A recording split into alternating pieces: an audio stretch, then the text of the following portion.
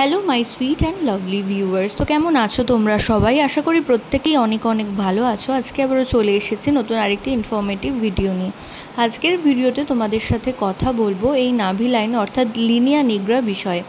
লিনিয়া নিগ্রা কেমন হলে ছেলে সন্তান হয় এবং কেমন হলেই বা মেয়ে সন্তান হয় সেই বিষয়ের আজকের আলোচনা। তো গর্ভাবস্থায় প্রত্যেকটা মাই কিন্তু এই লিনিয়া নিগ্রার সাথে পরিচিত হবে এমনটা নয়, এটা কিন্তু শরীরে মেলানিন প্রোডাকশানের জন্য হয়।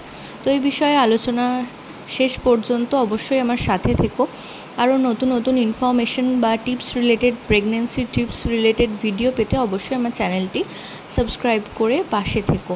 তো চলো আজকে লিনিয়া নিগ্রা বিষয়ে আলোচনা করি।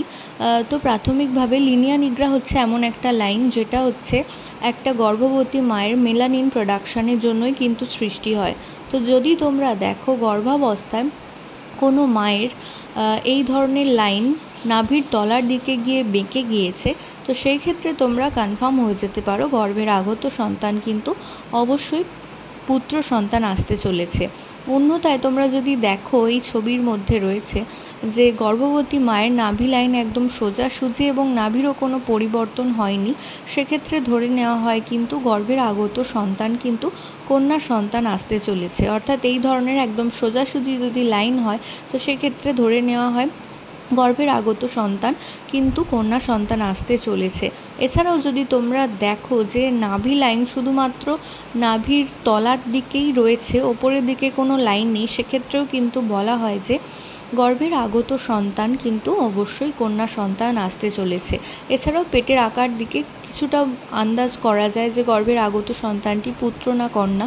যদি দেখো যে গর্ভবতী মায়ের গর্ভের আকার কিছুটা লম্বাটে অর্থাৎ ছুঁচোর মতো, তাহলে কিন্তু সেক্ষেত্রে ধরা হয়ে থাকে যে গর্ভের আগত সন্তানটি অবশ্যই পুত্র সন্তান আসতে চলেছে। এবং অন্যথায় তোমরা যদি দেখো গর্ভবতী মায়ের পেট কিছুটা তরমুজের আকৃতি ধারণ করেছে অর্থাৎ গোলাকার বেশি এবং ওপর দিকে ক্যারি করছে, সেক্ষেত্রে ধরা হয় যে গর্ভবতী মায়ের আগত সন্তান একটি ফুটফুটে কন্যা সন্তান আসতে চলেছে।